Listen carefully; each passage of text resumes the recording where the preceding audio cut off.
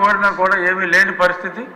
చిట్ట చివరికి ప్రభుత్వం మారి సుపరిపాలన చంద్రబాబు నాయుడు గారు ముఖ్యమంత్రిగా ప్రమాణ స్వీకారం చేసిన తరువాత నా కేసు రిజిస్టర్ చేయడం జరిగింది.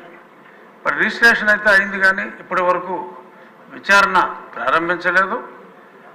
అందుకు బాధ్యులైన ప్రధానమైన అధికారులు 307 అటెంప్ట్ మర్డర్ కేసు అంత స్పష్టంగా ఉన్నప్పటికీ జనరల్గా పోలీస్ డిపార్ట్మెంట్లో ఒక కేసు ఉన్నప్పుడు ఇమ్మీడియట్గా అధికారిని సస్పెండ్ చేయటం అనేది దట్స్ ద నామ్. ఇక్కడ ఇంకా అది జరగలేదు.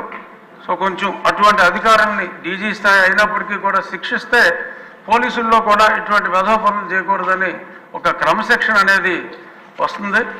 త్వరితగతిన నా కేసు విచారించాలి అని చెప్పి గౌరవనీయులైన ముఖ్యమంత్రి వర్యులు, డీజీపీ కూడా ఇక్కడే ఉన్నారు, వాళ్ళకు కూడా తెలియజేస్తున్నా, మీ ద్వారా తెలియజేస్తున్నా. ఇక ఉద్యోగస్తుల్ని టీచర్ల మీద కేసుల గురించి ముఖ్యమంత్రి గారు సభాముఖంగా ఆ కేసులు త్వరలో ఎత్తివేస్తామని చెప్పారు.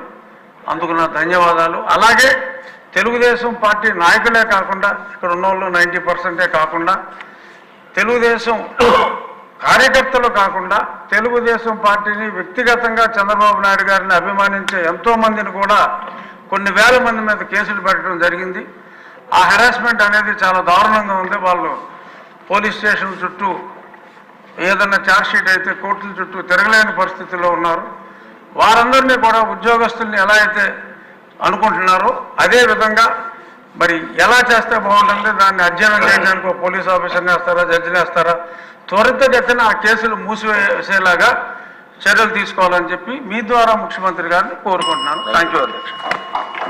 గౌరవనీయులు పవన్ కళ్యాణ్ గారిని మాట్లాడవలసిందిగా కోరుతున్నాను. థ్యాంక్ యూ అధ్యక్ష.